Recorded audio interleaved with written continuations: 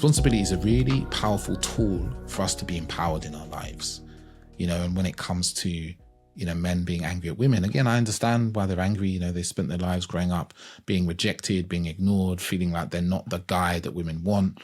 You know, women's, on one hand, they might feel, quote unquote, women want a nice guy, and then quote unquote women then choose the bad boy that's not like them, and then the women get annoyed at the bad boys, but they pass up all the nice guys. And obviously it's much more nuanced than that, but that's the kind of general thing we hear men complaining about. And I get it, man. I get it, guys. I get it.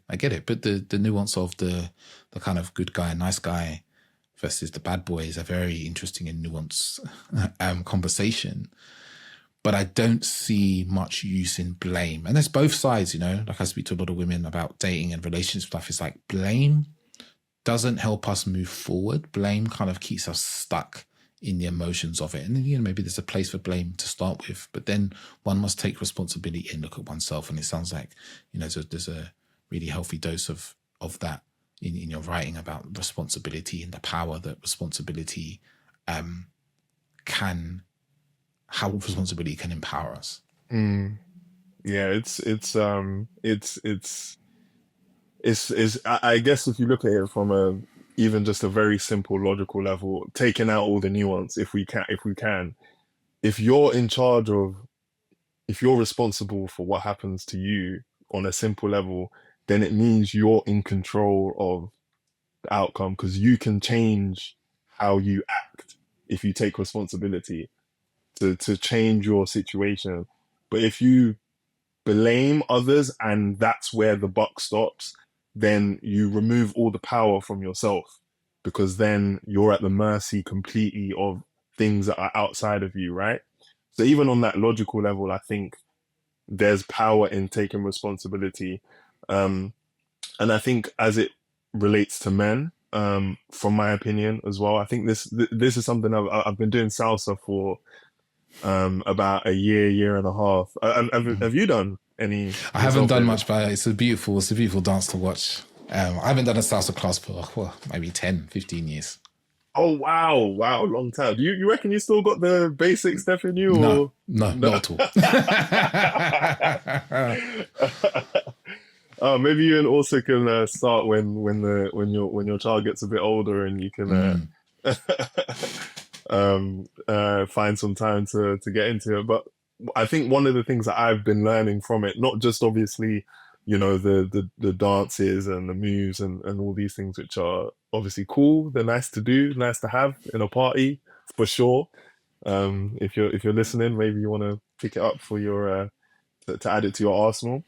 But one of the big things that I've been learning from it is philosophy, particularly as it relates to the leader and the follower in the dance, or as it to what that infers. Leader and follower is man and woman, generally speaking. Man being the leader, woman being the follower in the dance setting.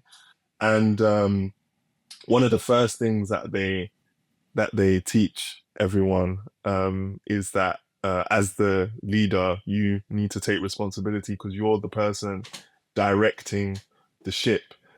Obviously, the follower has some aspects of them which is about support, which is about cooperation, which is about maybe giving some guidance in instances where the dance or the movement of the ship, let's say, isn't quite going right, and that needs to be said. However, so that the ship or the dance can move accordingly and move smoothly, there needs to be an understanding that somebody, the leader, has responsibility, and if things are to go wrong, that they take accountability for that, because they're the ones who are making the decisions on how the whole structure, the whole container, the whole dance moves. And I think that's really highlighted the importance of us taking control, because essentially we're kind of directing the ship in the relationship. Generally speaking, it's not always that way.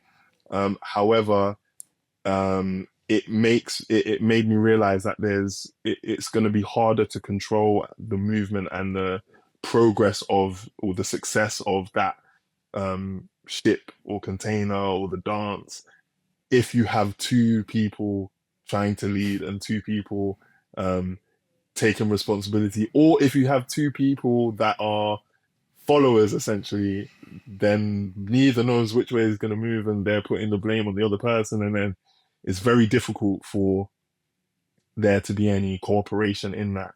So, with the roles set as they are leader, follower, and with a lot of men to women relationships mirroring that in the sense of the man taking a lot of responsibility, I don't think it's wrong for that to be the case. I think that's the how masculinity and femininity do interact with each other. I think it's just important for us to understand that that is the role that we have, and we can't, have that power to steer the ship without taking the responsibility that then comes with it.